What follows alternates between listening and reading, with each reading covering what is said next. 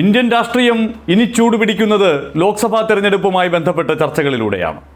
4 മാസത്തിനപ്പുറം ലോക്സഭാ തെരഞ്ഞെടുപ്പിനുള്ള കാഹളം മുഴങ്ങും. മോദി 3-ാം വട്ടവും ഞാൻ തന്നെ എന്ന് സ്വയം പ്രഖ്യാപിച്ചു കഴിഞ്ഞു. BJP ആണെങ്കിൽ അവരുടെ സർവ്വസ്വാധീനവും ഉപയോഗിച്ച് ഗോദി മീഡിയ വഴി BJP തന്നെ ജയിക്കും എന്നുള്ള പ്രവചനങ്ങൾ പുറത്തുവിട്ടുകൊണ്ടേയിരിക്കുന്നു. കുറച്ചൊക്കെ സീറ്റ് കുറയുമെങ്കിലും BJPയുടെ വിജയത്തിൽ ഒരു സംശയവും വേണ്ട എന്ന് ആ മാധ്യമങ്ങൾ സർവേ നടത്തി പറഞ്ഞുകൊണ്ടിരിക്കുമ്പോഴും രാജ്യത്തിൻ്റെ സ്ഥിതി യഥാർത്ഥത്തിൽ അങ്ങനെയാണോ? നമുക്ക് ഓരോ സംസ്ഥാനമെടുത്തൊന്നും അത് പരിശോധിക്കേണ്ട കാര്യമില്ല. BJP ആണ് മുന്നിൽ എന്നുള്ള പ്രതീതി സൃഷ്ടിക്കപ്പെട്ടിട്ടുള്ളത് കൊണ്ട് തന്നെ, അവരാണ് ഭരിക്കുന്നത് എന്നുള്ളത് കൊണ്ട് തന്നെ BJPയുടെ വശത്തു നിന്ന് നമുക്ക് ഈ തെരഞ്ഞെടുപ്പിലെ 543 സീറ്റുകളെയും ഒന്ന് പരിശോധിക്കാം. ആ 543 സീറ്റുകളെ BJPയുടെ ഭാഗത്ത് നിന്നുകൊണ്ട്, BJPയുടെ പെർസ്പെക്റ്റീവിൽ നിന്നുകൊണ്ട് നമ്മൾ 3ആയി തിരിക്കുകയാണ്. A എന്നും B എന്നും C എന്നും. ആ 543-ൽ A എന്ന വിഭാഗത്തിൽപ്പെടുന്ന 100 സീറ്റുകൾ, B വിഭാഗത്തിൽപ്പെടുന്ന 200 സീറ്റുകൾ, സിയിൽ പെടുന്ന 243 സീറ്റുകൾ. അങ്ങനെ ആകെ 543 സീറ്റുകൾ. BJP തലയും കുത്തി നിന്നാലും മഹാത്ഭുതം സംഭവിച്ചാലും അവർക്ക് ജയിക്കാൻ സാധിക്കാത്ത സീറ്റുകളാണ് A വിഭാഗത്തിലുള്ള 100 എണ്ണം. വിവിധ സംസ്ഥാനങ്ങളിലായി കിടക്കുന്ന BJPക്ക് ഒരു കാരണവശാലും 1% പോലും വിജയസാധ്യതയില്ലാത്ത 100 സീറ്റുകൾ.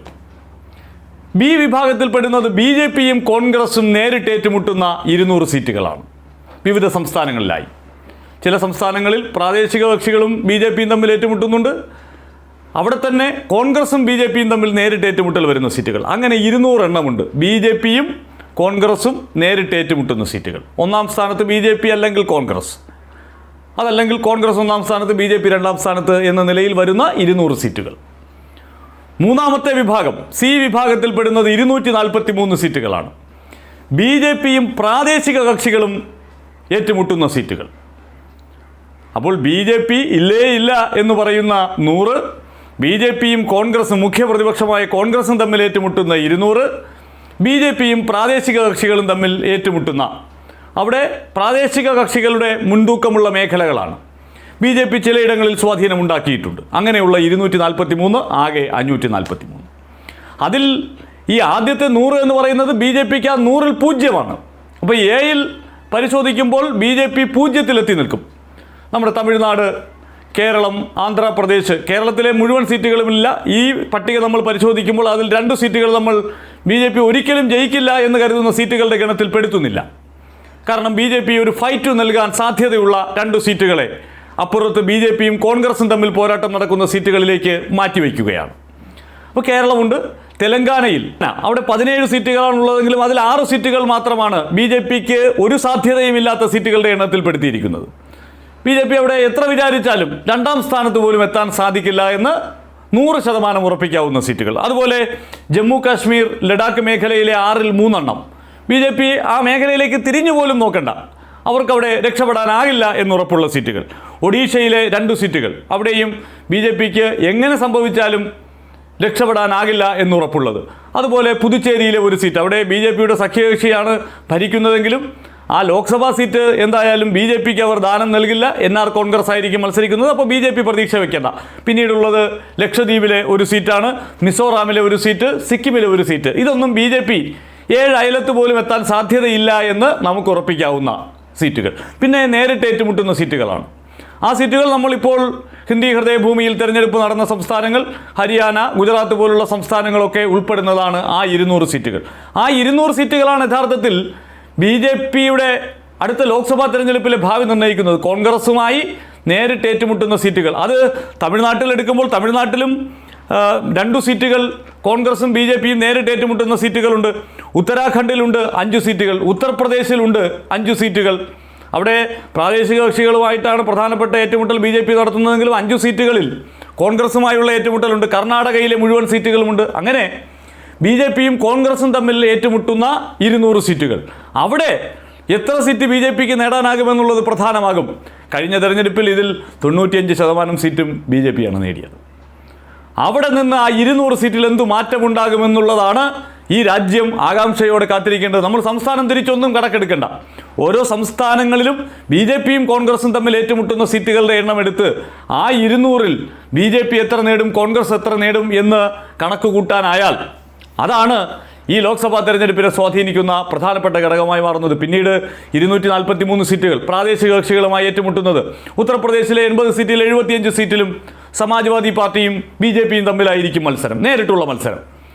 അതുപോലെ മഹാരാഷ്ട്രയിലെ 32 സീറ്റുകളിൽ പ്രാദേശിക കക്ഷികൾ ശിവസേനയുമായും NCPയുമായിട്ടാകും അവിടെ ബി ജെ പിക്ക് ഏറ്റുമുട്ടേണ്ടി വരിക. 16 സീറ്റുകളിൽ മാത്രമാണ് കോൺഗ്രസുമായി നേർക്കുനേരെ ഏറ്റുമുട്ടേണ്ടി വരുന്നത്.